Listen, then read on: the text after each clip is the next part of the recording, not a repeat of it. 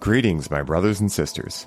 Sending gratitude to all of you who are joining in today to accompany us down the rabbit hole of self-exploration through plant medicines. My name is Ryan Sprague, and I'm here to tell you that your frequency is now set and tuned to explore psychedelic medicines and the impact they've made among the countless psychonauts exploring the last true frontier. Buy a ticket and take the ride with me as we get true first-hand accounts of the experiences, benefits, risks, and transformations taking place within the ever-expanding world of psychedelic medicines on This One Time on Psychedelics. As many of you are well aware of and tuning into the show and seeing me online for some time now, I love absolutely nothing more than powerful and profound conversations. For me, conversating is an art form that, to be honest, I feel is lacking in the modern day world.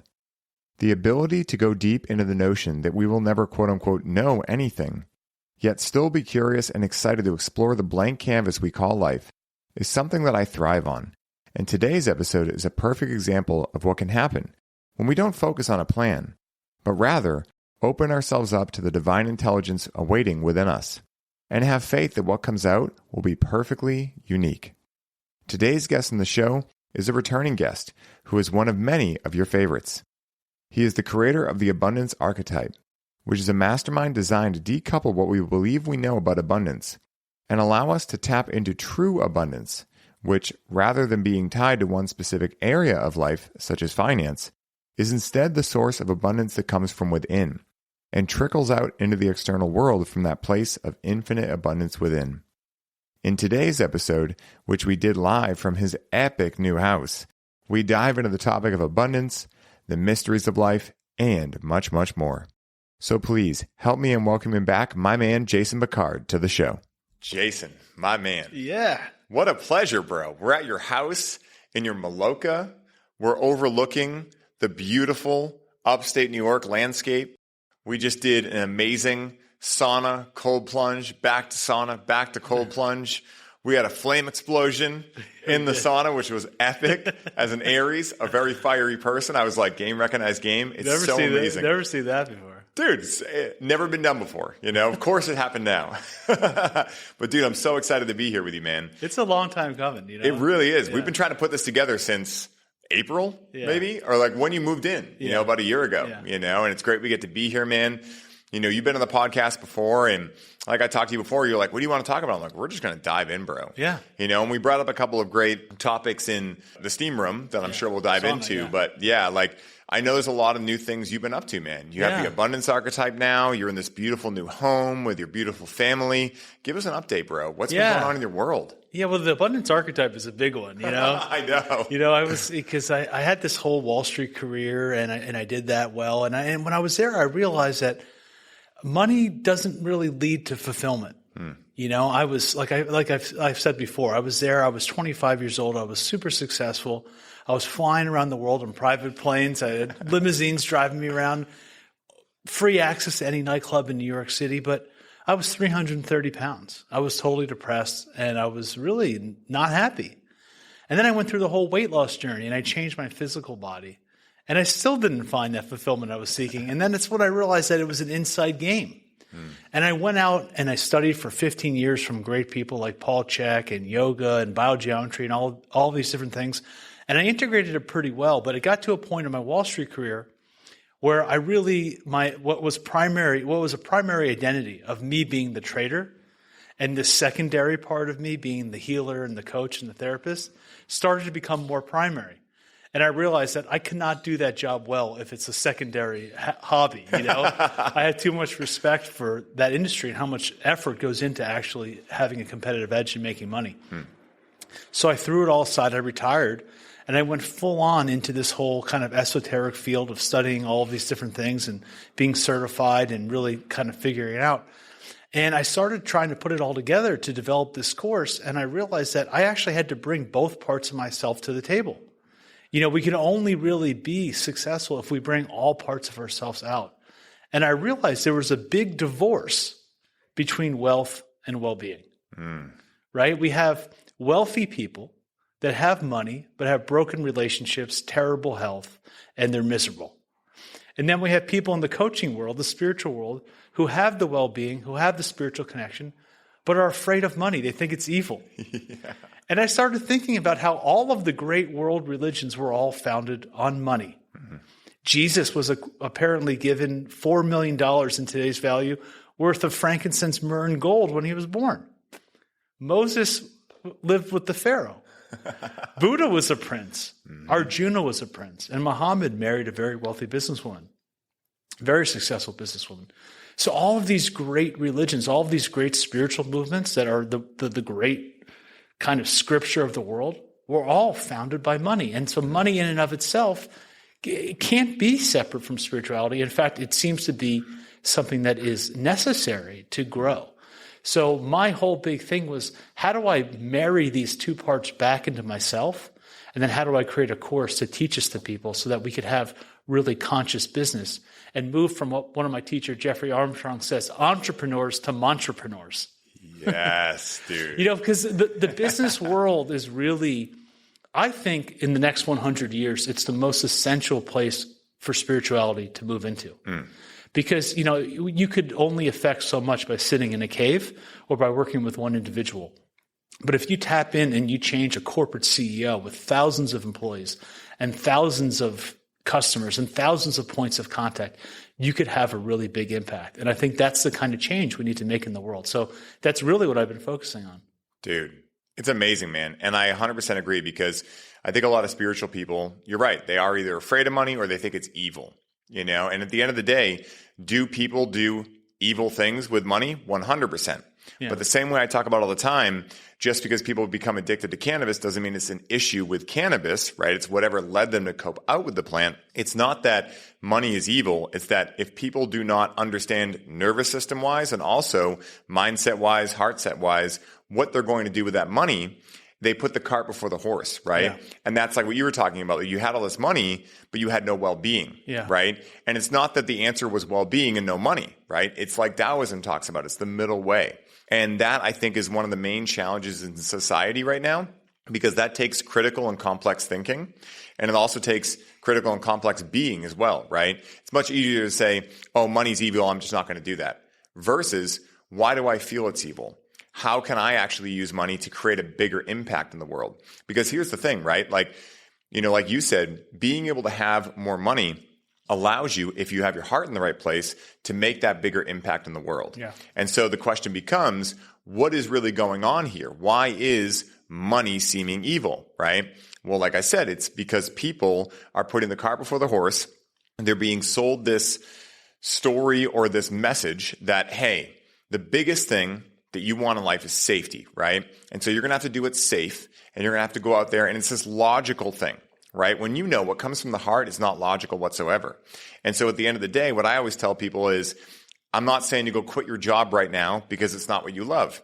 But what I am saying is that if you understand your why, you can bear any how, right? And so in that vein, if you understand what is coming through your heart, and then maybe you have a job right now that is supplying you the ability to put your heart into something until that thing that you're putting your heart into can pay your bills and allow you to make that impact, that's perfect, right? So it doesn't mean go burn the ships, I don't want anyone going and quitting their job, because we talked about the fact that you want to have both. But, it's like me, right? Like when I worked at the dispensary, I knew that wasn't in alignment with me at the end. But I stayed long enough to have a lump sum handy that I could pay my bills and then start my business. Little did I know the pandemic was going to happen, or the pandemic was going to happen after that. And that was actually great too, because now I had all this space and I had no distractions as well, So it's a very interesting topic. Yeah. And it really got me down to thinking about what really is abundance. Yeah. What does this mean? Because, we throw out these words. We throw out these words like spirituality, God, acceptance, surrender, suffering, but we don't really think about what they ultimately mean. And so for me, one of the ways that I started looking at this was through the etymological dictionary, which goes down to the roots of words. And abundance comes from the root word unda, abunda. And unda is linked to the word Varuna, which is the deva, the Hindu deva, or the personified laws of nature in water. And so we are water beings. Abundance is literally unda us. It's our ability to flow. It's our ability to find the middle way.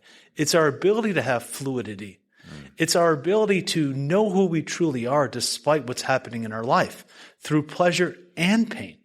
And one of the ways I describe this is Viktor Frankl in A Man's Search for Meaning talks about Jews and others likely walking into the gas chamber or being walked into the gas chamber in the Holocaust, singing songs, saying yes to life.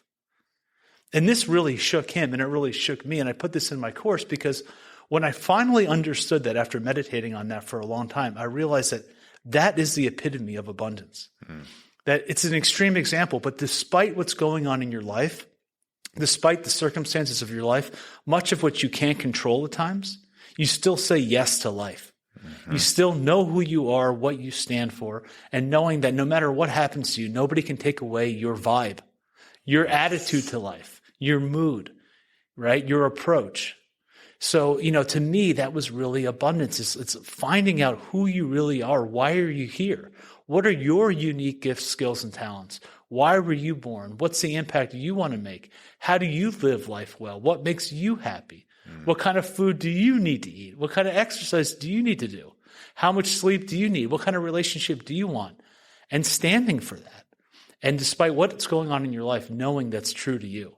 That's truly abundance.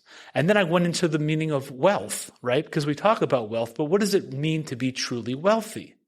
And so wealth comes from, etymologically, from well-being, right? And we know what happens with a lot of people that have money but don't have health aren't really wealthy, are they? Because they spend most of their time going to doctors and spending it on medications and surgeries, or they don't live a fulfilling life. But well-being comes from the word wheel. And wheel comes from chakras or wheels of energy. So to be wealthy and to have well-being is to participate in the wheel of life and have your own wheels turned on, to be fully embodied and to be energized and to have all of the capacities available to you as a human being. And this wheel is fascinating because real wealth is not about how much money are you possessing, but how is your money performing? How is it moving through the world? What kind of impact is it having? How is it empowering other people? What is it creating? And the same goes for money. Money comes from the root word manas, which is a Sanskrit word that stands for thinking, feeling, will, and memory. We are not humans. We are humanas. What separates us from animals is our ability to think, feel, will, and have memory. And so this gets you back to the money thing is like money is a mental emotional construct because we can think about it differently than others. We can feel differently towards money. We can use our willpower to act it out in different ways. And our memory certainly has an impact on how we feel about our money and what we do with it. And so these are some of the things that I start off with my courses, really trying to define what really is abundance. And ultimately, to me, it's our maximum amount of financial wealth with the maximum amount of well-being and marrying them back together, creating a union between these two things that have been really divorced, just like many things like science and religion.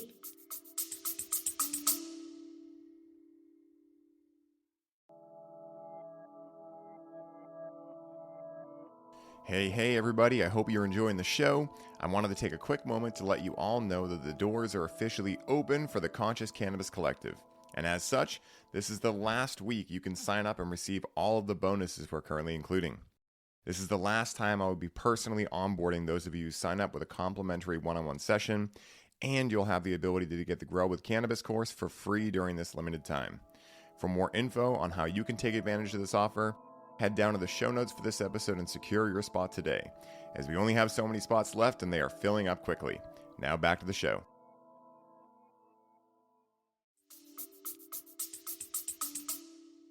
Absolutely, man. I mean, once again, it's like this balance, right? Like being able to find balance in life. Like I always tell people, science and spirituality are two sides of the same coin, right? Wealth and also in the money way and also well-being, two sides of the same coin, because you can't really have one without the other, right? Like you can't fully be in a state of well-being if you're struggling to pay your bills all the time, right? You can't really be in a state of wealth if you're struggling to have health, right? Yeah. And like you were talking about, like this human vessel is actually what we're meant to go navigate life in. and our ability to be able to be healthy is our ability to continue going out and taking action, especially as men, right? Like we're going out there to adventure. And I think that's one of the words as well that, a lot of adults forget about, and within like the typical wealth matrix, money, things like that. What I've always noticed is in a lot of those circles, it gets really stuffy, because again, those first principles are being taken out of it. And you mentioned water too. And I told you I've been in this financial mastermind where money is being looked at very differently, very similar to how you're looking at it. And it's very interesting to think about how, this, right? Like money wants to flow. It doesn't want to be sitting in a bank account doing nothing, right? It wants to be doing something. And when you think about the word currency, right? Currency, right? Like a current. Yeah, exactly. A current, And when you look into a lot of how law is and all of these things, there's so many different words whose etymology go back to water, And so there's very interesting parallels between money, water, abundance, and all of these types of things. It's very interesting, And one of the things I've learned too is, abundance is typically looked at, like you were saying, in just a financial way. And that can be true in one sense, right? But that's like one spoke of an entire wheel. And I think that, like you said, I love your definition of abundance because for me, I've always thought of abundance as being unfuckwithable, like you know yourself so well, you know what you stand for. You're not out there being a dick, right? But you're also holding your boundaries, which can be challenging, especially in today's world where what's being touted out there as like the gold standard is to victimize yourself, right? To call yourself a victim, stop people from saying words that you don't like hearing and things like that. And we both know the challenges that come along with that, right? Because where does it end, right? Where does it end if we allow the people that are getting triggered over these things to actually make the laws, rules, etc.? So it's a very interesting topic. And I'm glad we're diving into it. And it's interesting too, because if you study yoga, there's really three groups of way energy moves. There's a creative function, there's a maintaining or balancing function, and there's like a recycling or destructive function. In the Tao Te Ching, they say everything moves in 6 phases, in the 7th, it returns. There's something that's like a seed, it grows, it matures, right? It fruits, it withers, decays, dies, and returns. And so we can get into this creative function, and then that's okay. And then there's this balancing function, and then, the recycling function is also important. Like we all take food into our body, we create something with it, it maintains us for a while, and then we have to eliminate it. We have things in nature that are naturally eliminators, like people that remove garbage, or vultures. They clean up the decay, or the composting, right? But that balancing function is personified by 2 devas, devis, or gods, goddesses, depending on what you want to say. And the masculine is Vishnu, and the feminine is Lakshmi. Well, Lakshmi is where we get the word lux. And lux is where we get the word luxuries. To have luxuries is to be in that state of balance, to be balanced between the creation, the maintaining, and the recycling function. And so that's really what being abundant and being luxurious is all about, is being able to be in that middle way throughout whatever comes in life. Knowing that the pleasure has to come with pain. Knowing that the high dream has to come with the low dream. And remembering both sides of the coin and finding yourself in the middle of that pendulum swing. Yeah, it's 100% accurate. I mean, think about what we just did, right? We did heat and then we did cold. And both of those things can be looked at as challenging, right? So they're opposites, but they're also both in the realm of challenge, right? Yeah. Now we get to come in here and have this pleasure of this beautiful conversation, this battery charging conversation. And it's able to be felt more in the realm of pleasure because we just experienced a type of pain, right? The opposite, right?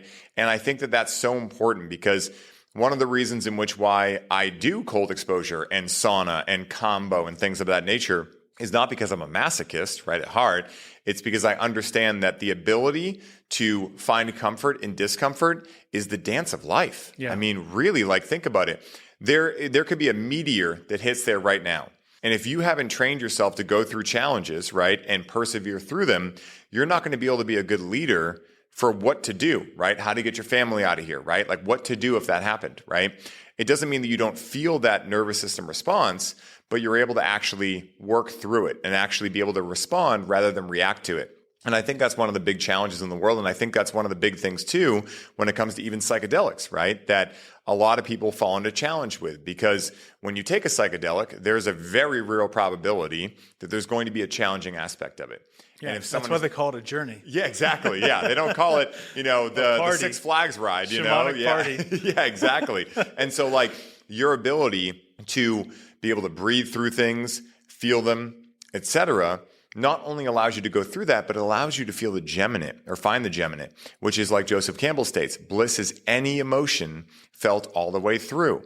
And this is where like I love talking about this kind of stuff, because this really allows you to see how deep programming goes, right? So one may think, oh, sadness is non-desirable. Anger is non-desirable. Happiness and joy, those are desirable. But at the end of the day, what if they were all equally desirable, but it all rested on your belief about them? Yeah. And when we think about money, abundance, and all of these things, we see the same patterns at play. And that's why one of the many reasons I love psychedelics so much, because they allowed me to at least recognize that I could change that. That wasn't objective in my life. It wasn't like I had to believe things. But before I knew that, there was no context for it. It's like in the stories about when, I don't know if it was Columbus or settlers came to the shores in Massachusetts, right? And the Native Americans saw them for the first time. They didn't actually see their ships because they had no context for that.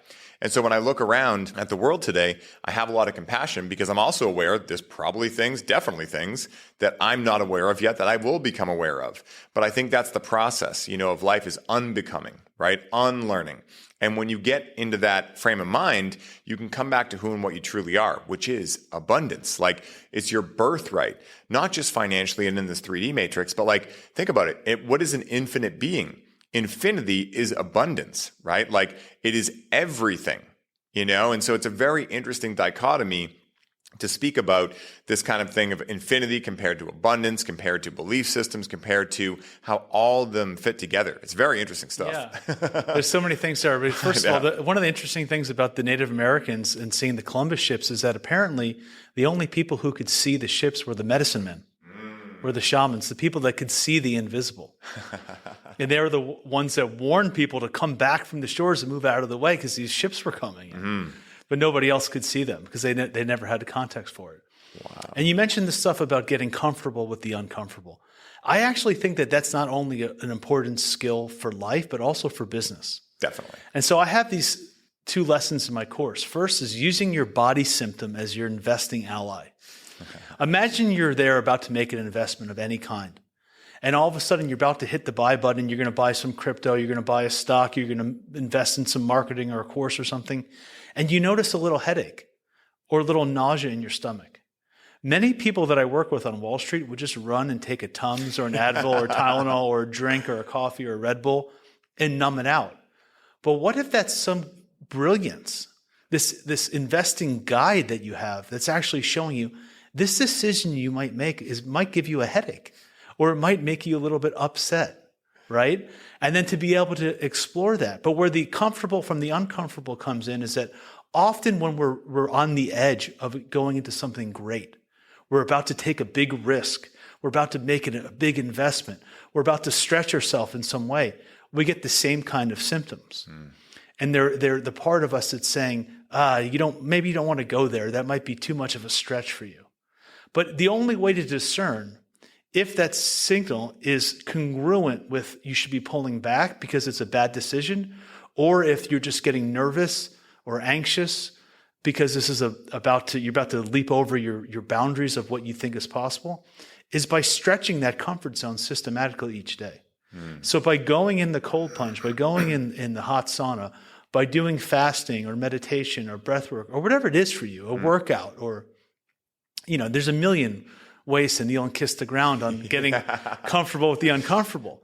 To have a practice where you know yourself and you know that you can manage things that are uncomfortable and how to navigate through them, so that you can then discern if this is a congruent signal that this is a time that you should pull back, or this is just an edge of you stepping into your greatness. Yeah, it makes perfect sense. Like, you bring up something really big too, which is the fact that for most of us, we were never trained, at least in the Western world, I'm not sure what the other parts of the world look like, we were never really trained to operate this human vessel, right? Like you were saying, most people, if they get a headache, they're like, oh, I have an Advil deficiency, right? Like there's no actual like thought process of like, what is this headache giving me? What is it allowing for me to see? Because most people, they want to get away from pain. Yeah. They're not focused yet on running towards pleasure, like we were talking about earlier. And it might sound like a simple dichotomy, but it's big. And I see it all the time in coaching. There's a lot of people that are so focused on getting away from what they don't want, but that doesn't put your attention and energy where you really want it to go. How do you know what you're looking to get out of if you don't know where you're looking to go? Yeah. It's the balance. Once again, right? You got to have the yin and the yang. You got to have the ability to move through what you're currently moving through, but also know why you're moving through it. It's like that if you understand your why, you'll bear any how. A lot of people are just bearing hows for no reason. And that's why they're quick to take the Advil or these kind of things. When you really dive into it, right? They wouldn't say this consciously, I imagine. But like when you really dive into it, they don't have a context for why they're suffering. And so like think about it this way, right? Like when you were working at Wall Street, there was an aspect you, I imagine, that was suffering, right? You weren't in well-being, you didn't have health, etc. But like at that point, you might not have known why you were doing it, right? And that's why now you're able to sit here and go, I know that money won't buy happiness, right? It's an important part of your life. I'm not saying it's useless, but it's not the entire picture. You know, well-being, even health is not the entire picture, right? Like we have to put these things together to be able to find the full picture, whatever that is for us, to allow that blank canvas that we come into this world with to be painted in the way we want it to be painted, not have other people start drawing stencils on our blank canvas and trying to get us to paint within those confines of those lines. The funny thing about the body symptoms is like, what if that's just something there to open you up to a deeper part of yourself? Exactly. Right? The same people that are having the pounding headache during the day are dreaming at night of running from something scary. Right? So all of this stuff is linked. The body symptoms are something that's secondary to us, something that's unknown to us. It's some part of us that we've repressed. It's the same thing that comes up in challenging relationships. It's the same thing that comes up in our dreams or our nightmares. And then it shows up in our body symptoms. But it's all there for a deeper purpose of awakening us up to some kind of meaning that we're not in touch with. It's literally there to pull us like a carrot dangling in front of a rabbit or a dog to lead us into our wholeness and into our greatness, which is what we're mostly afraid of, right? Mary Angelou says it's not our smallness we're afraid of, it's our greatness, right? And so all of these things, the things that disturb us, the little twitches in our body, the little things that catch our eye in nature, the things that we dream at night, the fantasies, the flirts that we have, the people that disturb us, all of this there is awaken us to a greater wholeness and to greater truth of ourselves. Yes. It's all an evolution, an evolutionary process of development. And when we forget those things, you know, one of the greatest ways to have nightmares is to repress some part of yourself. Yeah. 100%. Right? Because you could be guaranteed that it's going to be chasing you in your dreams. Yeah. It's not going to give up, right? Like you're not going to get away from these parts, and these parts are not bad, right? Like, you know, I actually just had a ceremony with Rachel where a big aspect of my shadow came out, where I realized that when I was young, I learned either through my mother or my father, more than likely through my father, because it has to do more with others than myself, but it's also within, right? Because as within, so without. You know, a big aspect of my shadow is believing I need to explain myself, right? To a level that like is, for me, it's just normal, right? But for Rachel, she's like, why do you do that? And I'm like, what? Right? And I can feel my ego starting to get triggered. Like, what are you talking about? Right? She's like, why do you feel like you need to explain yourself? Like when you have a preference in life, you can put up that boundary and there's no need to explain yourself. And that got into like, oh, wow, that's attached to the part of me that is a people-pleasing pattern, right? The part of me that what it believes is that it's my job to make everyone around me happy. But one of my favorite quotes I heard recently was, our mission or job in life is to disappoint anyone and everyone at the expense of ever disappointing ourselves. And so when you think about that quote and how hard that hit me too, I realized, whoa, that is the opposite polarity to what I am currently experiencing, which is this like incessant need, this visceral need to make the people around me happy at the expense of my own happiness. And that was like one of the things that, again, that's not a bad part of me. I think of it like this. You're a father, right? I'm not, but I can imagine anyway. It's like you have children, right? Multiple children. And sometimes those children may be hungry, right? One might want chicken. One might want fish sticks or whatever, right? And so I'm sure you probably don't eat fish sticks in your house, but let's just say Organic for a second, fish yeah, organic, wild caught, but if they both want something, right? It can be very easy if you come in flustered or whatever, just kind of get like, oh my God, right? And then you end up like them, right? But if you're calm, right? If you've done your things, right? Whether it's cold plunge, sauna, whatever it is for you that allows you to feel centered in yourself, and you come in there, you can hold them both in love and say, hey, it sounds like you're both hungry, right? Yeah, we're both hungry. And you want chicken and you want fish sticks. Yeah. Okay. What if we have both? And they're like, oh, we didn't know that could happen, right? So the analogy being that like this part, if I didn't know what I had known and I had discovered this, probably would have been instant paranoia, but also it would have been like, oh, I'm going to shut that down even farther. And the only reason it's coming out in secret is because it's already feeling as though it's shut down. It already feels left out of the metaphorical dinner table that is my being. And so all it takes is reorienting ourselves, simple, not easy, but reorienting ourselves to the head of the dinner table so we can create order between all of our parts. There are no bad parts. That's why I love IFS so much. And that book, No Bad Parts, right? Because it's so accurate. There is no good or bad, period. That is a duality that is made up in the mind. Nothing is inherently good or bad, but thinking and being makes it so. Yeah. So it's really interesting. It's all true. So in my view on that, which is very similar, is that our core wounds are the other side of the coin of our core powers. Yes. What makes you a great coach and a great community leader and a great friend and a great networker is your ability to connect and please other people. Mm-hmm. But if you've done too much, you do it at the expense of yourself. Definitely. And so it's all about balancing the two. For me, when I was a kid, I felt that I had to get appreciation and acknowledgement to feel good about myself from other people, not from myself.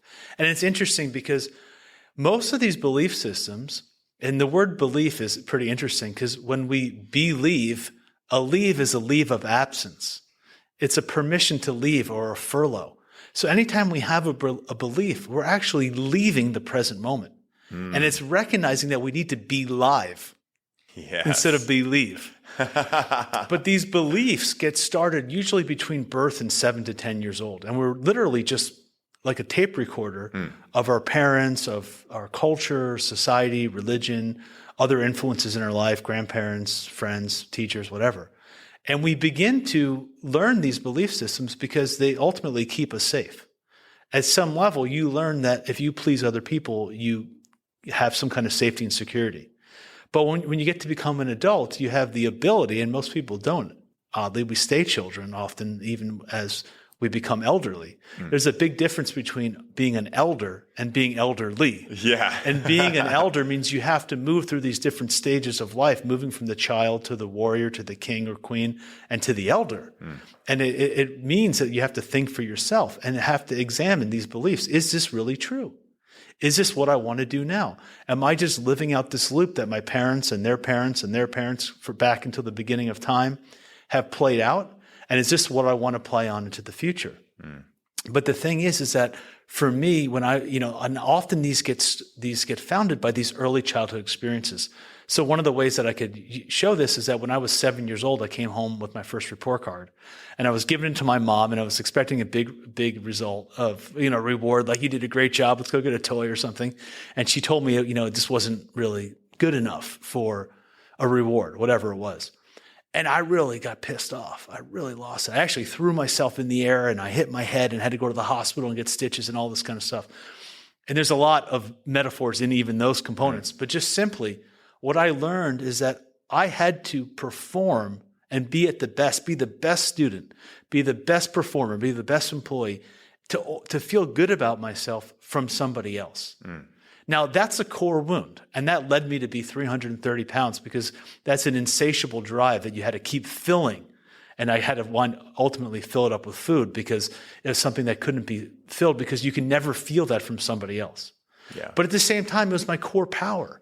It pushed me to be a great student. It pushed me to be on the top of my game on Wall Street and to amass a lot of money. But it also drove me off the deep end. So these core powers and core wounds have to be held in check. And a lot of times it goes back to our early childhood experiences. That's why one of the ways I start with my clients is looking at what is your earliest childhood memory? What's your earliest childhood memory of money? What's your earliest childhood memory of relationships? Because the things that we remember, which at some points we're like, I don't know, why do I remember this thing? Yeah. It's like this ridiculous thing that somebody said to me on the playground in 3rd grade. But it's like we leave ourselves breadcrumbs along the way to go back and find the path back to our essence. We come into this world with a purpose, with these unique gifts, skills, and talents, and this drive, this dharma, this purpose of what we want to do. And then we meet the forces of the world. And along the way, we have these experiences, but there's some part of ourselves that says, we got to remember that. That's a clue to remember later. And when we go back and we uncover these, we can start to look at the blueprints. Just like you need a blueprint to build this house or an architectural plan, we have our own blueprints. We have a wealth blueprint. We have a health blueprint. We have a love blueprint. We have an abundance blueprint. And these are our belief systems that we have. So many times I meet traders that say, I get to such and such point, and then I sabotage myself. Or I never think I can make more than this amount of money. Or I don't think I could be happy in a relationship. Or I always have to fight with my partner, and all of these things. But ultimately, when something's happening in your life that you don't want to happen, but it's still happening, you have to look at your unconscious belief systems, because that's really like the supercomputer that's driving the bus. Right now, as we're talking, science says that we can process something like 10 to 100 bits of information, but there's 10 to 30 billion going on below the surface. The part of us that's pumping our blood, breathing us right now, that's digesting our food, that's, hydrating our cells and all those things. All of these things are like a way more powerful computer that's below the surface. And so we have to start there. You have to go back to your belief systems about what did you learn? What's working for you now, and what do you need to change? And the good thing is, just like a software update, you can change it. The funny thing that you mentioned is that many of us know more about the manuals to our car and our iPhone than we do our own body. Yes. Nobody gives us the playbook for our body. Okay, here's on page 32, this is how you learn how to breathe, and this is how you learn how to eat, and this is how you learn how to go to the bathroom, and this is how you learn to shower, and this is how you learn to make love, this is how you learn to make art and music. We don't have these things. The ancients had them. If you went to school in India at some point in the past, this is kindergarten. Okay, here's Ashtanga yoga. Here's how you sit. Here's how you breathe. Here's how you eat. Here's how you act responsibly in community. Here's how you meditate. Here's how you chant. And here's how you transcend it through altered states. But all we learn is a very myopic view of here's how you become successful in the world. And here's one way of doing it, which is basically memorizing information and using linear thinking and linear thought. And if you don't fit into that model, good luck. Right? And so for me, it's really about getting back to the basics. And we talked about this a little bit, which I'm sure we'll get into, but I think it's absolutely essential for our survival and for our ability to thrive going forward. 100%. I mean, I 100% agree with that. And the funny thing is, too, that if we look at the core values of Western society, right, compared to maybe India in the past or Eastern cultures, et cetera, we can see a difference, right? Now, again, places like, different parts of Asia right now, yes, they do have kind of a similar thing to the Western mindset, which is the fact that productivity is put above everything else. Yeah. And we can see that, right? Because again, what do you learn in first grade? You learn things that are going to help you get out there and be a producer. Second grade, third grade, why was I in high school learning trigonometry, right? Versus emotional awareness, versus spiritual development. Well, it's because those things are not valued in our society today. Because if you look at it, we're kind of like a teenager, right? As a society in Western culture, we're kind of like, we don't need parents. We don't need anything. We're just going to do it our own way. But it's very interesting how it's not really panning out, right? Like we look around right now, mental health is worse than ever, these kind of things. So we can see clearly something is off, right? Yeah. And it's exactly what we've been talking about this whole time. It's meaning, it's purpose, it's abundance. It's like why we're here and who and what we truly are. And when we understand that, when we start to really peel the layers back and we start to treat ourselves like we are our own love interest, right? Think about this, right? When you first went on a date with Kara, I imagine you were so focused. You wanted to know everything about her, right? And there was a reason for that because you felt as though like, I'm really yearning for this person's connection, right? I feel a connection here. Well, when do we do that with ourselves?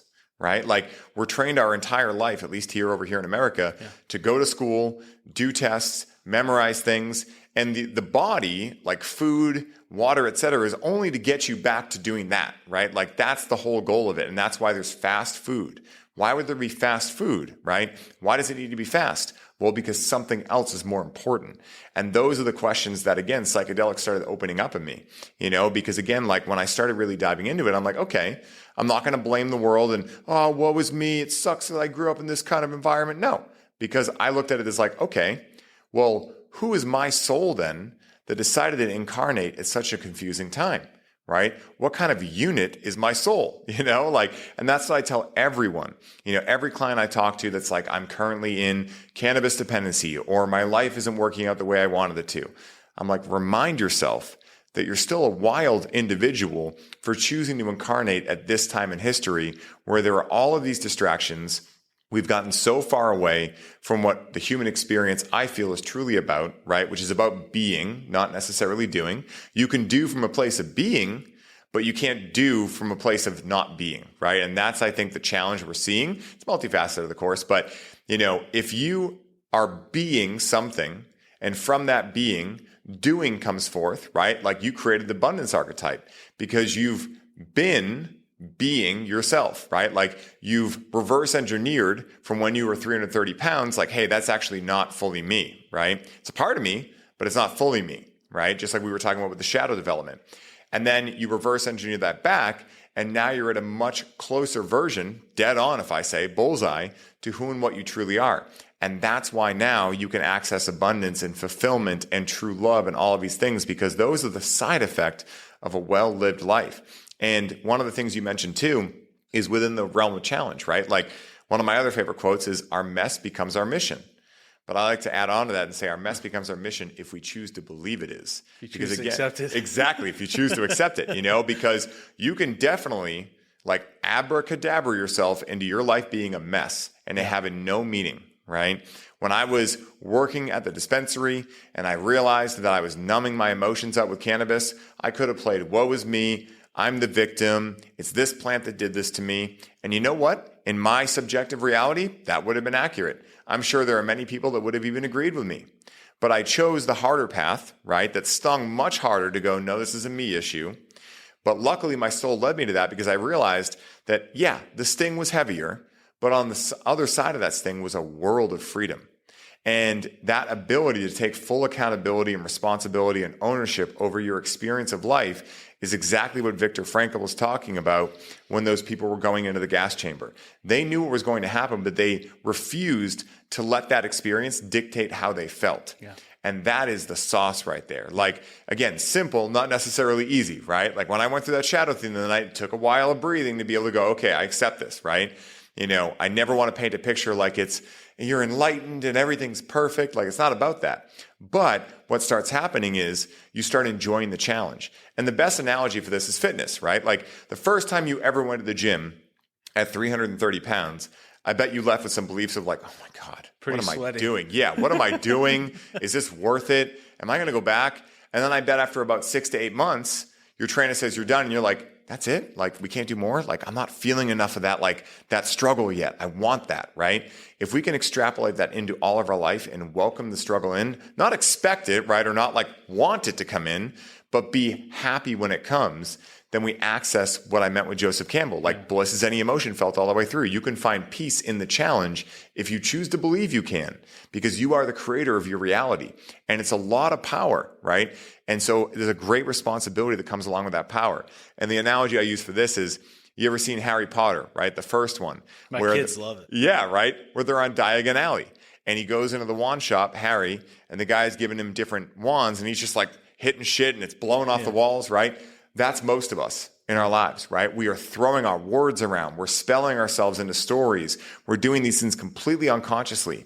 And when you start to become conscious, there probably will be, I won't say there will be objectively, but there probably will be a, oh my God moment. I did all of this, and that can be really challenging, But if you choose to go, wait, I did all that, which means I could easily do the opposite side of it. That's where the full empowerment comes. And that's like the real sauce of life as I've seen it. Yeah. That's why Rudolf Steiner says the spiritual journey is crazy making. Yeah. Because you get onto this point where you realize, wow, all of this shit that I've been projecting onto other people in the world is actually me. Yeah. And it can make you a little crazy, but it ultimately leads down a good path. And the thing about being too, and I want to hit this pretty good because this is an important part. The thing about being is that it must also come with not being. Mm-hmm. And so I think we have in this Western mind, we have a really good job at doing a lot of things. Being Action Jackson, right?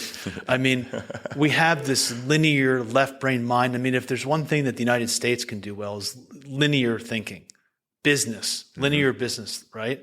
But we don't do all the other things. We have like the worst healthcare, I mean, not the worst, but like 35th or in the world. Pretty atrocious. Terrible healthcare. We have a terrible food system. I mean, I was just in France and they have amazing water, no GMOs or anything, nothing sprayed in the whole country. It's like that's their value system. Yeah. But their business system is totally screwed. Yeah. People are striking constantly, right? And so the thing is, like, we must embrace deep democracy, which is taking the best from everybody and realizing that nobody has the answer, but that we all deserve a seat at the table, and only together can we come together and share what we all have had experiences of, share all of the different world religions, all of the cultures, and take the best of everything. But this thing about being and non-being is really phenomenal, because if you think about all of the hard work you've done sitting at the desk, trying to figure it out, trying to write your courses, and I've had these experiences myself. Oh, yeah. Most of the breakthroughs don't seem to come when you're grinding it out at the desk. They seem to come in those moments when you step away, when you're relaxing or you're playing. It might be on a long car drive. It might be taking a shower or taking a bath. It might be playing, it might be playing with my kids or doing art or something. But it's in those moments when we're not being that we have the big breakthroughs. And this is called a eureka moment. And the most famous one is Archimedes, who was tasked by the king of proving that a crown was not made of pure gold that was made for him. And Archimedes couldn't figure it out. He was struggling. How do I calculate how to figure this out? Like, I cannot figure it out. And he basically just gave up. And he took a bath, he drew the bath, and as he's getting into the hot bath, he realizes that the amount of water is equal to his body weight that's displaced from the bathtub. And he has this breakthrough that's how he can measure the weight of the crown and figure out if it was made out of pure gold. But it wasn't in like trying to crunch numbers. It wasn't in doing more calculations. It was actually slipping into the bathtub and getting into an altered state that he had the breakthrough. And so in this world that we're moving into of artificial intelligence can do that left brain linear logical analysis much better than we can. Definitely. I was listening to this thing about Sadhguru, and he says, like, the first time he saw a calculator, he was like, what's the point of me doing math anymore? I have this device. So I might as well develop these other parts of myself. And, with artificial intelligence, artificial intelligence can do amazing things. If you're an investor and you're trying to execute a trade, good luck trying to beat a computer who's doing in fractions of a millisecond. If you're trying to balance your portfolio and look at the best allocation of things, a computer will also do it better. But if you want to come up with something that's never been done before, if you want to have novel idea generation, if you want to be a Jeff Bezos, if you want to be a Steve Jobs or a great innovator, that's something that a computer can't really do. It can't come up with something that's never been thought of before. And that's where the human element comes in. And that doesn't come with the left brain. That comes with the right brain. That doesn't come with being or doing. That comes in non-being and non-doing, paradoxically, right? And here's the whole balance of the things. And I think it's absolutely essential that we incorporate these things back into our life and our work if we want to be successful. Because the most important thing is knowing your competitive edge. You must know your competitive edge of business. When I was working for Paul Tudor Jones, one of the best investors of all time, he says, know how you can make money in 1 to 2 sentences and be able to explain it at a 5th grade reading level. Knowing that simplicity is the ultimate sophistication, as Da Vinci said. You have to be able to know exactly What does the Ryan Sprague podcast? Who are your customers? What's the message? Why are you doing this? Or you'll be one of the other 3 million that didn't make past 10 episodes, right? You have to know exactly what your strategy is. Julius Caesar says, I'd rather be number 1 in a small village than number 2 in Rome. And when I was an investor, I traded in the weather market, which is a very kind of small niche compared to the big, stock market, bonds, commodities, et cetera, even Bitcoin. But I was the number 1 fish. And that made me really successful because I knew exactly what I did well. And I even know the times of the year when I wasn't making money because there was no edge with the weather. And I would take vacation specifically then and not trade because I knew I was more successful by not competing because I wasn't the number 1 fish at that time, right? And so what I'm getting to here is that if we want to be successful, we need to know the competitive edge of being human. We need to know ourselves. We need to know what kind of diet works best for us, not because we read it in a book. We need to know what movement practices we need. We need to know how much sleep and reflection we need.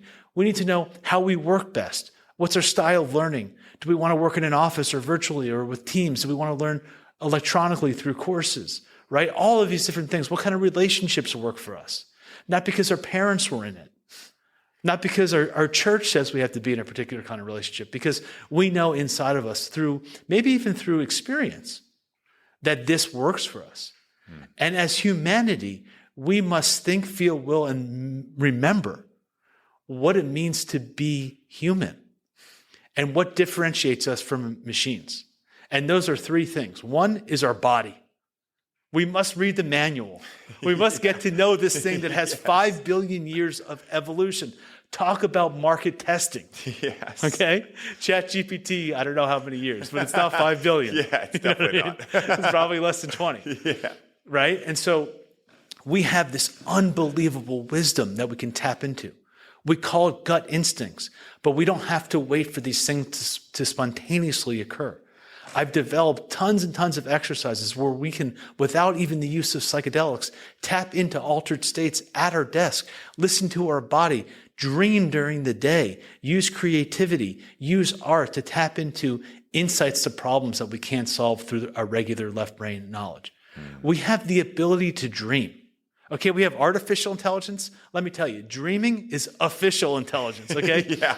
You have the most sophisticated algorithm that I could even imagine that gives you specific imagery only known to you to exactly show you what you're repressing, where you can grow, and how you can lead a more harmonious life.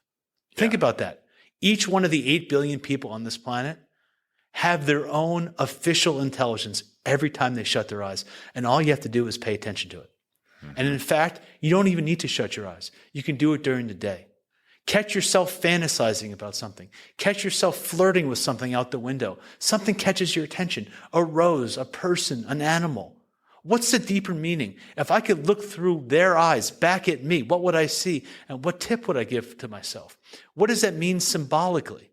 What does that mean to me? What do I associate with that image? What's the meaning behind my body symptom? What's the meaning behind this person that disturbs me? That's all dreaming. And we have the ability to tap into our heart, which has infinite intelligence and can help us discern. If you go to AI and you ask AI, are cold showers good for me? Are immunizations good for me? Is 195 degrees sauna good for me? Is the paleo diet good for me? Whatever. Should I be a Democrat? Should I be a Republican? You're going to get, if you don't have non-censored information, which is highly unlikely. Yeah, good luck. You're going to get as much information saying yes as no. You'll get just as many people saying that, Wim Hof is the greatest thing ever, and then you'll have just as many people saying that cold therapy, it doesn't work. You have people saying you should be on the purple diet and people saying you should be on the paleo diet, but ultimately, it can't actually discern what works for you. And the reason being is because we're not machines. We're all unique individuals. We all have our own fingerprint.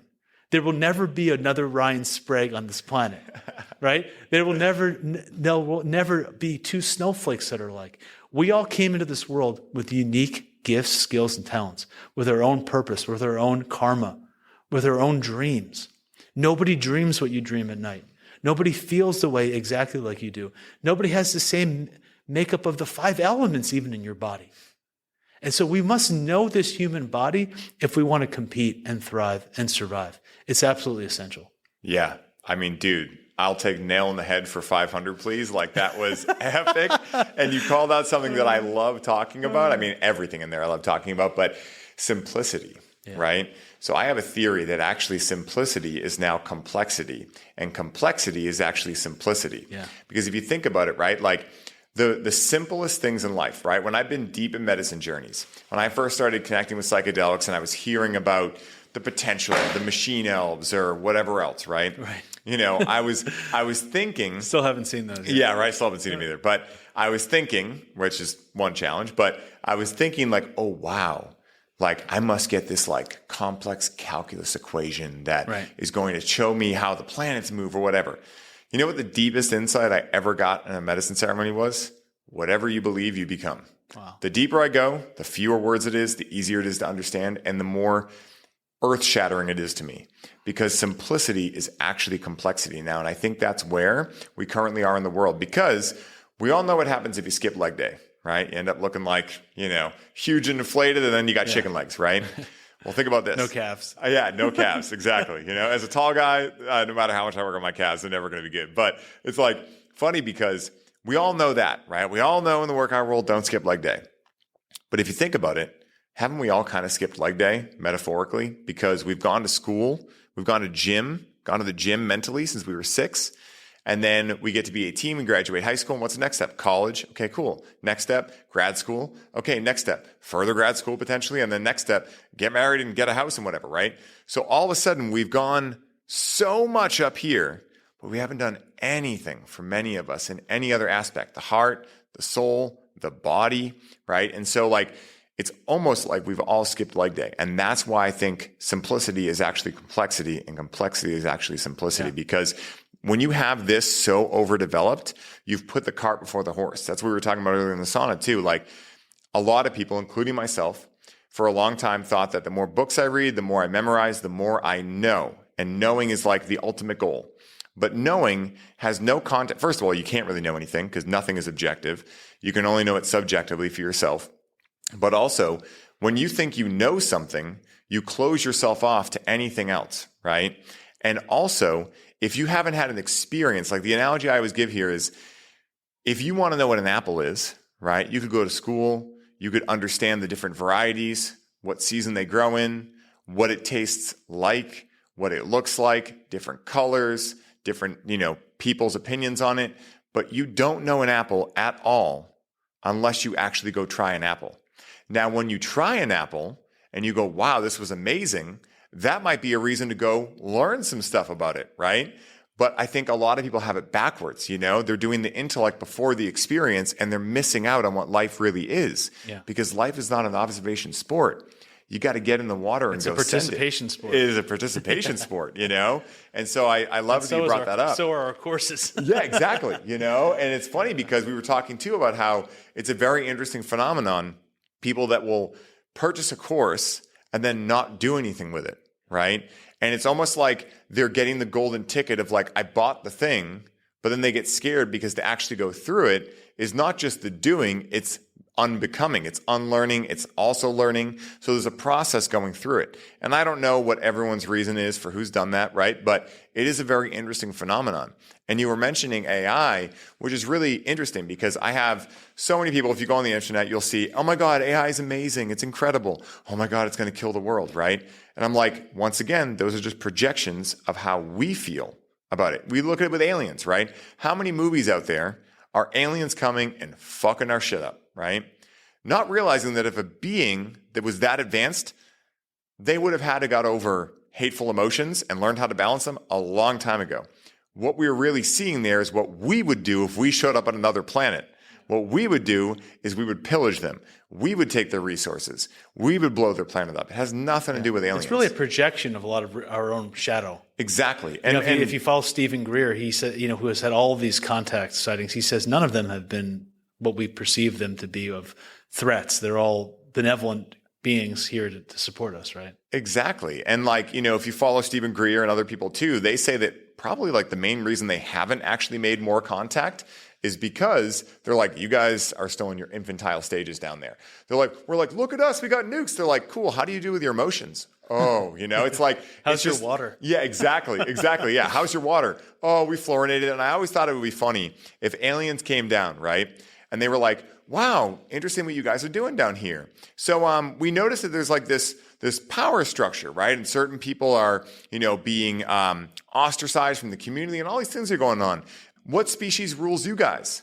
And we'd have to explain to them like, well, no, like those people are all human beings too. Maybe reptilian, who knows? But, it's like, no, they're human beings too. And they're like, okay, so you're all one species, but you've made certain parts of your species slaves, and you've made certain parts of your species like, these aspects or these individuals that have all this power.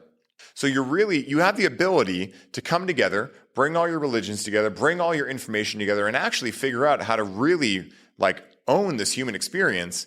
But you'd rather do that? Yeah, we'll come back when you guys are ready. It's like, it's one of those things. And so when I think about AI, it's very similar. I'm very similar to you. I'm like, the utility I see of AI is like, there are a lot of things that are just like grunt work that I don't want to do, right? Very similar to Sadhguru. When I was in school and teachers would say, you have to do this math without a calculator. I'm like, I don't understand why, because I'm never going to be in a metaphorical situation where all of a sudden I need to do calculus to save my life, right? Like I could understand why you might want to not just have a lighter, you might want to learn how to make fire. I get that, right? You might be without a lighter and need a fire. But if I have a calculator right there, why am I spending time doing it? And one of my earliest memories, Jason, I just told this as part of a speech that I gave down in Virginia. One of my earliest memories ever that I've really dove into recently because it's like top of mind is when I was 6 years old. My mom told me that a kid that I had gone to school with, this kid, Andrew Marino, shout out if you're out there somewhere, Andrew Marino lived near us and was going to be coming over for a play date, right? And as a 6-year-old, my brain broke at this because, when you're a kid, like I lived right behind my elementary school, right? Like, but I didn't realize those kids I went to school with also lived in the same neighborhood. And so when she told me this, I don't know what broke in my brain, but all of a sudden I was like, when he comes over, he's going to say how awesome of a driveway we have because we have a very unique driveway at my parents' house. Great for biking and things like that. And so I need to make sure I've ridden my bike over every inch of this driveway. So when he says, hey man, cool driveway, I can say, I've ridden my bike over every inch of it. No idea what that means or where that comes from, right? But when we think about that drive of you, right, like really going for it, I have a very similar thing. I get obsessed with what I do. And I've had to find balance in that, right? Luckily, before I became really obsessed with things, I was getting into health at the same time. So I always realized kind of how to do it, but it was from a very anxious energy. These days, I've been able to say, like, especially living with Rachel is a big help. I'm an Aries, she's a Taurus, right? We're like polar opposite in a lot of ways. So I will just go. I get fired up the more I do. Like I tell her all the time, like having a to-do list and seeing check marks get put next to them gives me fire. And before I know it, it will be midnight. And I'm like, let's keep going, right? I have to keep that fire under control, So bringing it all the way back. It's all about balance. Same with AI, everything. Well, there's a lot of, I love dreams. Because an early memory like that it can be looked at as a dream. For example, one thing that's, and one way to do this is to explore unknown parts or things that are curious or that have a lot of energy. So for me, for some reason, I'm curious about the play date. Yeah. And I'd be curious if I was coaching you to ask you, like, how much do you make time to have play dates with yourself, right? How busy is your coaching schedule and how much are you working and how often are you going out there to have a play date, right? We all know we could use more of that. Yes. We think we have to work, but ultimately having those play dates are really essential. Yeah. And the interesting thing too is because I see that what you talked about in there about wanting to please the other person. And but at the same time, I see this drive that you have to go over all the driveway, right? It's fun, balancing your ability to get into everything, to know everybody, to go, to really have that drive on the driveway and to journey on that bike over every ounce of it and balancing that with your playtime and having those play dates. That to me is like the whole, dream wave of your life right there in that one image. Yeah. And dude, like that is 100% accurate. Like that is, if I had to boil down all of my challenges, shadow, et cetera, into like one pattern, that is it, right? How well can I balance being on and off? And I don't mean off in the sense of like relaxing in the sense of just like sitting in a chair, but like being in play mode, right? Having less structure. I always say structure is great up until the point it becomes catastrophic, right? So I'll make it personal. I can structure myself to death.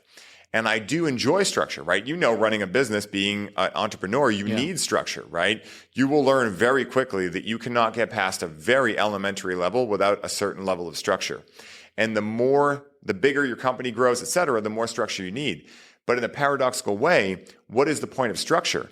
It's not simply to be structured and have rules. It's actually to allow you to have the other side of being off. Because think about it.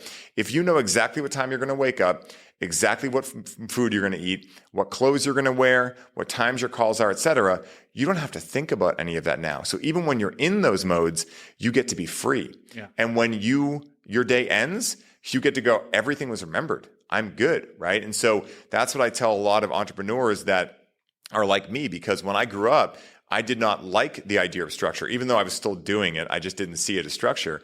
But I watched my mom and dad just like work, then come home and talk about how much they didn't like their jobs, but all they talked about was their job, right? So I thought that was very interesting, and it took me a long time to realize like, oh, I'm not afraid of that. I'm actually afraid of the fact that I might actually end up in a very similar scenario if I'm not really aware of creating structure in my life. So the same thing that I saw them doing, like structure in their life, that made me nervous to do that was actually the same thing that was able to liberate me. Because again, like we were talking about, like when you point one finger, there are three pointing back, right? And that's the thing that I think is super triggering to a lot of people. And that's what we were talking about earlier. There's people running away from pain. Like 80-90% of people are there from what I've learned in working with clients. There's about 10% that understand this. No, this is all a me thing. So what is going on inside of me? How can I love myself like a romantic date to figure out what part of me is needing some love right now, is needing to be heard, so that I can then come back into harmony and continue going out there and crushing it from a place of well-being, from wealth, from abundance that is from the tap, right? It's from that overflowing cup that no matter how much you go out and pour, it's always full. That's the key. Yeah.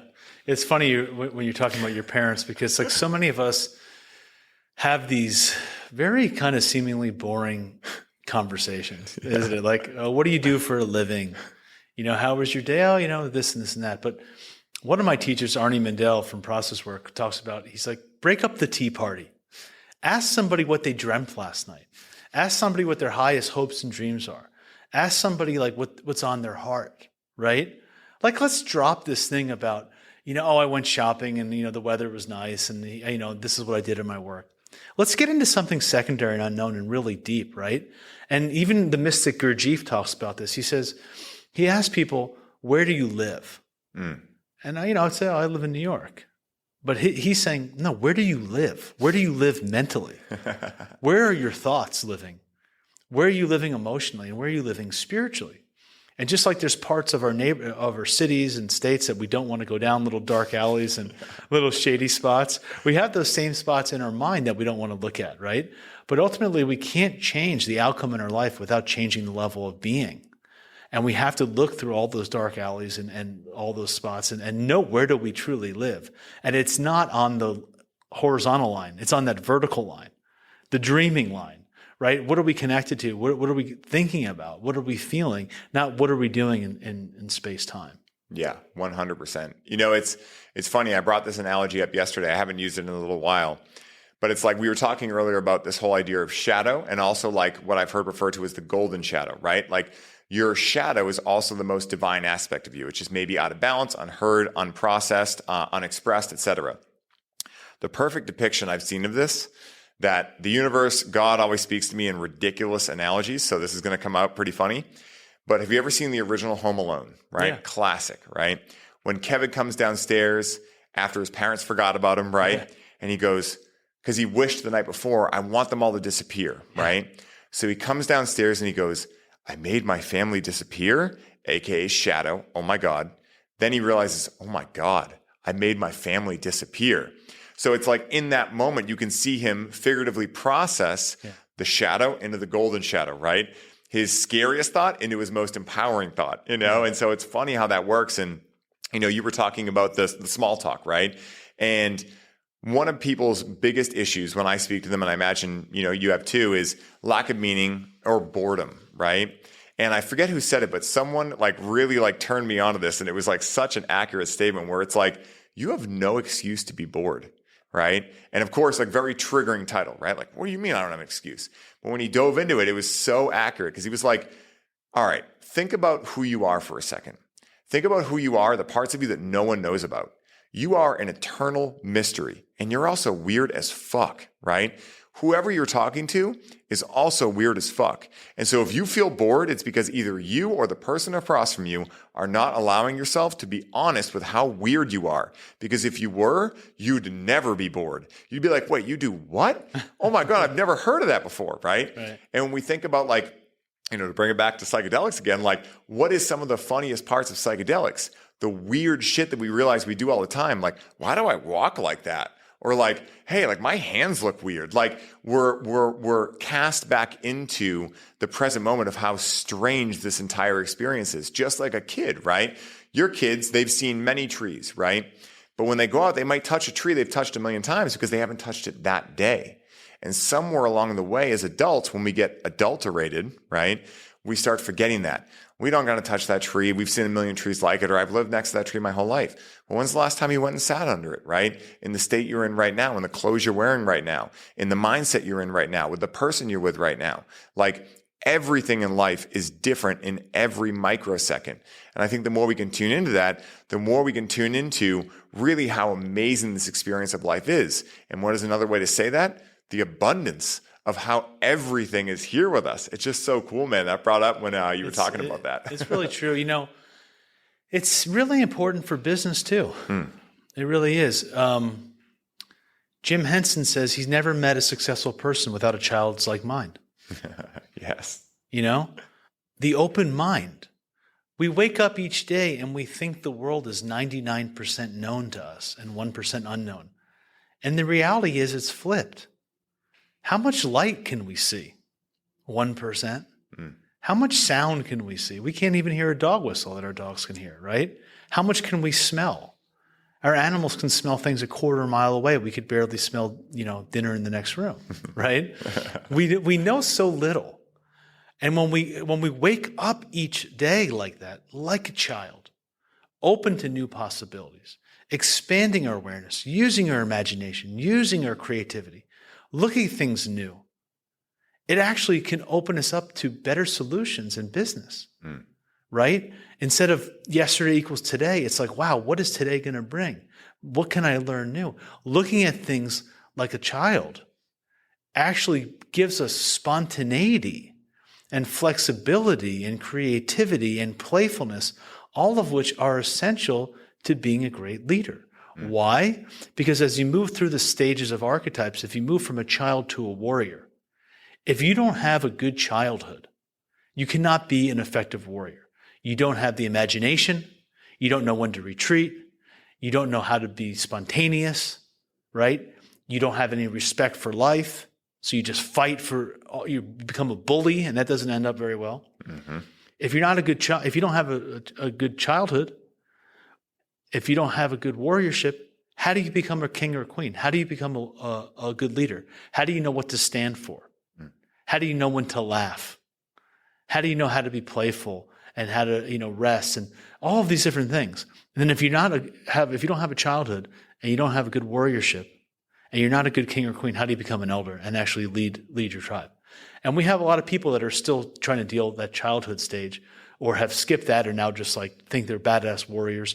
Or we have leaders that have no connection to warriorship or childhood.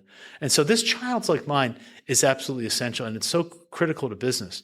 Anytime you get stuck on a problem, clearing your mind and doing any one of the exercises I have in my course, which are very simple. Essentially, think of a problem that you have. Do a little sketch, a doodle on a paper that comes spontaneously, and then try to look to see if there's a figure in there that you drew. Try to expand it, maybe put wings on it or a face or some colors, and then look at what you created. And you'll always be amazed that you actually created some kind of creature or figure that can look back at you like a child would and speak to you and give you some insight. The same could be done by just thinking of a problem or thinking of a relationship challenge or a big question that you have, closing your eyes for a minute, taking a few breaths, and then just scanning the room and looking around the room and seeing the first thing that calls your attention that just like jumps out at you. You know, we don't know. Is it that thing that's catching us or are we catching it? But there's some kind of connection. There's some kind of childlike, imaginative, dreamlike nature that we live in. And when we open up to that, we can get so much more information and so much more richness into our life. And Arnie Mindell, to quote him again, he says that 80% of us are walking around with a mild chronic depression. We're not clinically depressed. We might not be on antidepressants, but we're walking around with flatland. And he says that for most of us, that is being disconnected from that childlike mind and from that dreaming nature of the reality in our life. I mean, it makes perfect sense, right? It's referenced in so many different cultures.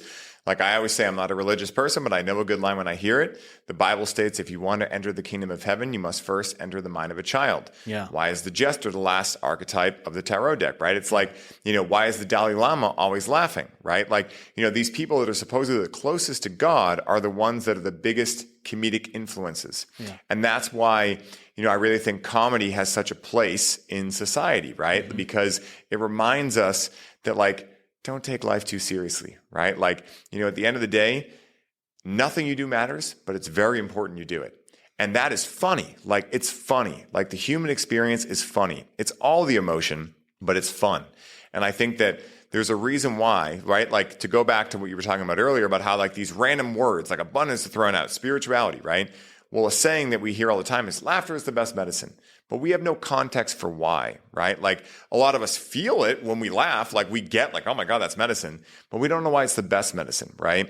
Well, it's because it's our child self that can laugh about things, that doesn't take things so seriously that we become depressed, that we become anxious, that we judge ourselves, that we do things like I was talking about, right? People please everyone at the expense of pleasing ourselves. Like, our laughter is cleansing. And there's an old saying, if you can't laugh, you'll cry. Nothing against crying, but they're really just two sides of the same coin, right? Why are there sayings that you can laugh until you cry or cry until you laugh? The time that this really clicked for me was I had a belief that had formed that I couldn't cry, right? Oh, I've been on that one. Yeah, right? Like, I think it's a typical thing for men too, right? Like, and be a man. Yeah, exactly. Be a man. Exactly. And it was funny because like when I thought about it, I'm like, I'm a really happy individual. Like I feel like I go through my emotions, but I started being like, oh my God, I don't cry. So I must have this block or something, right? So Rachel and I, we had done 5-MeO recently and we go into a big mushroom experience very soon after, like a week after. And I had no idea about this reactivation thing. There's a lot of information about 5-MeO that I feel like is not out there that a lot of us have had to bootstrap and figure out through the thugging it out method, but we end up going very deep. And I remember during part of it, I'm laughing, I'm having this conversation with God and I'm like, I'm fully in my element and I'm like, laughter is like a lot like crying. And the second I said it, it just flipped and I started crying and I started sobbing. And it was like, whoa, that really is a thing. And then of course, like when I came out of that, I was like, okay, so I can actually cry fine. So what's going on here?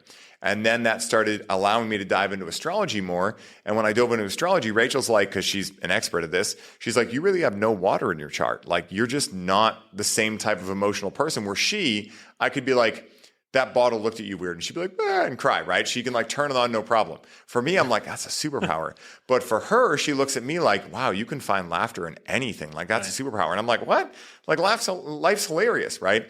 And so that's what I mean about like, it's also interesting because who is Rachel? Who is me? Who is Jason? Who is Shlomo? We're all each other, but we're also unique expressions living out this illusion of separation.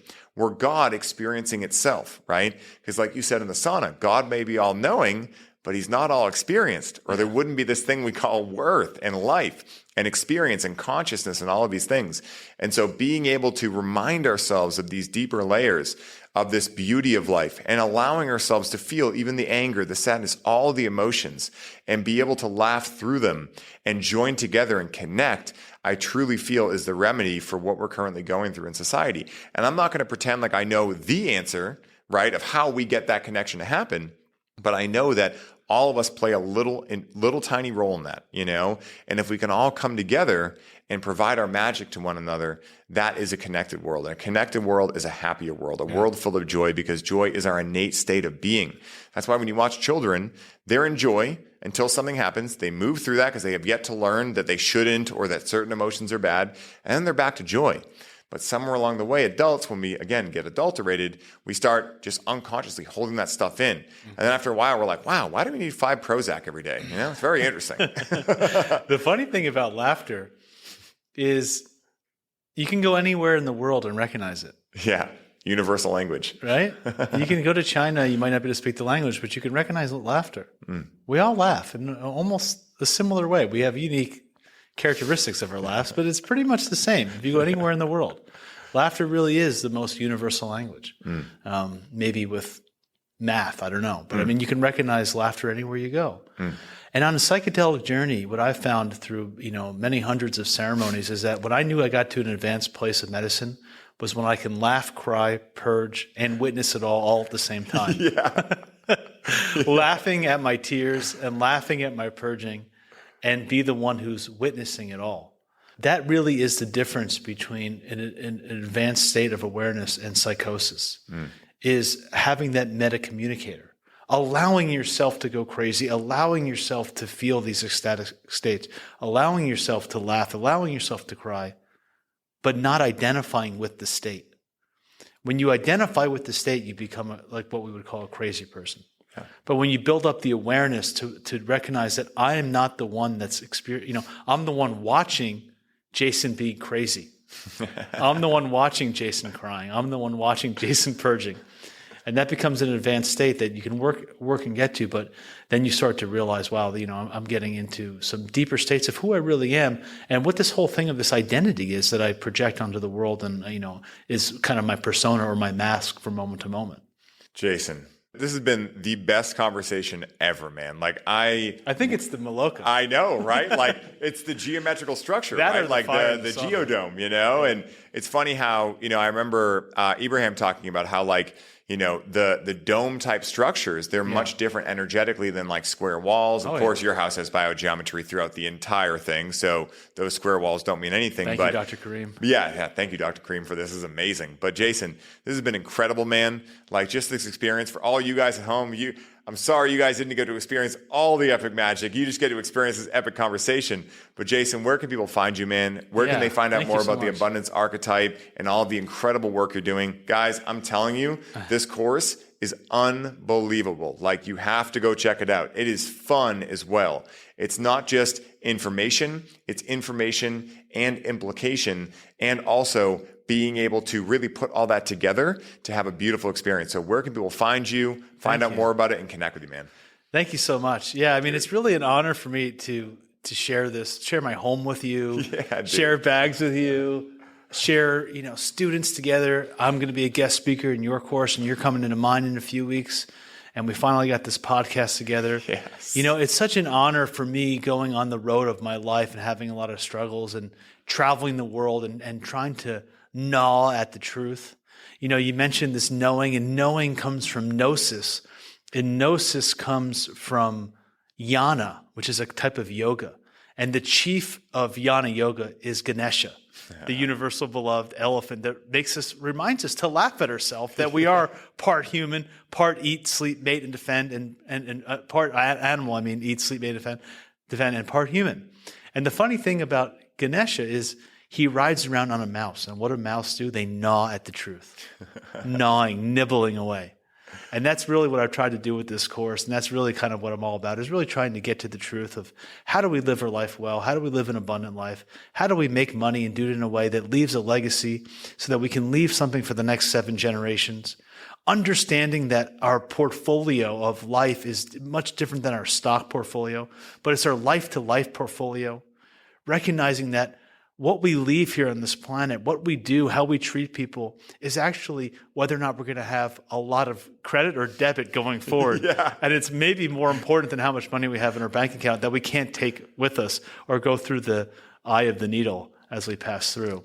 So I just want to really thank you for your support and for all this. But yeah, to find me, it's pretty easy.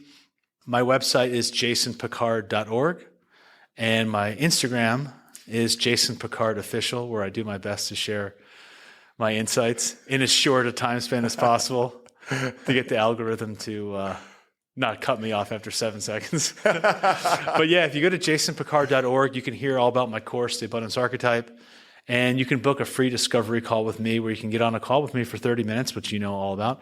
And we can chat and we can see if this resonates for you, and we can kind of get into more details. And if it resonates, you can sign up for the course, which is been amazing. I've taken a lot of people through it. They've had really transformational results.